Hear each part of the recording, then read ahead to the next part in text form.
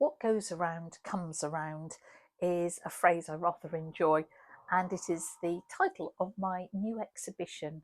It's just a small exhibition in a little local cafe at the country park, which is up the road from where I live. So I know you probably aren't in Berkshire, and I thought I would give you a private view. So this is my seaside corner.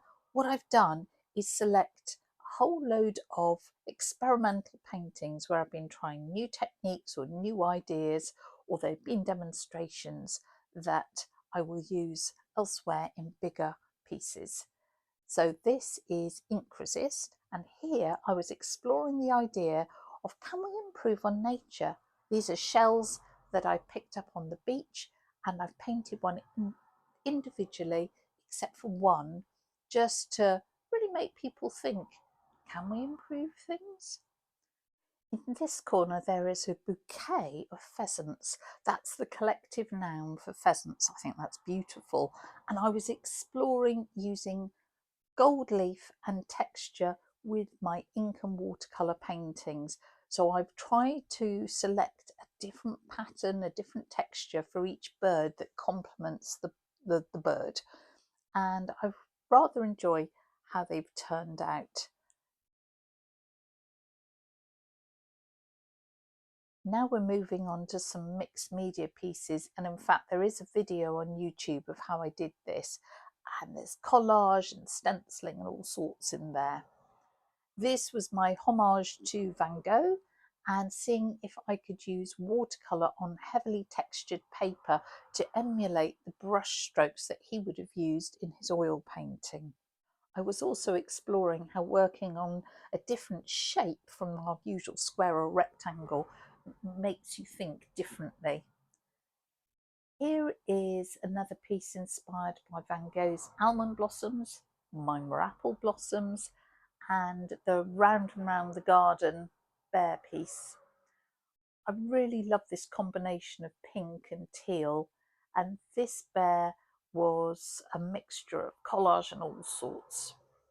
So just recently I've been exploring the use of texture paste with watercolour. Usually it's used with acrylics, and I found that some will really work well with watercolour and some will totally repel it. So these were little explorations to find out how much texture I could get away with. And I do love gold. So this was actually gold leaf with ink on that texture paste.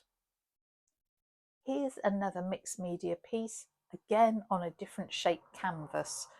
I'm not sure that I will do many heart-shaped paintings in my life, but I enjoyed it. And this is totally from imagination, which is something I don't particularly do. I made up this landscape with the red kite. Now, usually I paint lots and lots of animals. I do love painting cows. So this is a small cow on a canvas with watercolour. And then next to it, I have this allium, which is the ink resist technique. And I wanted to see if I could do it on canvas. And I certainly discovered I could, but it's quite tricky because the watercolour ground is not very absorbent, and that makes it hard. But I do love this sort of woodblock print effect that you get. This dolphin was another ink resist. I did it on a recent workshop as a demonstration piece. So if you like what you see, I do run workshops throughout the year. Do check my website. This is all about painting on black paper rather than on white paper with watercolour. And then this piece is about layering using watercolour on canvas, which again can be quite tricky, and it was also about using masking fluid. And I quite often do this piece on my watercolour on canvas workshop because it really helps students think about mark making, layering, and all the possibilities. And I thought it'd be rude not to have a painting with the title "What Goes Around Comes Around." So this is mixed media with collage, painting, printing, texturing, stenciling, pretty much everything I could throw at it. The exhibition is on for the rest of July. If you've spotted something that catches your eye, just give me a shout and I'll tell you how much it is, because they're all for sale. I could always post it to you.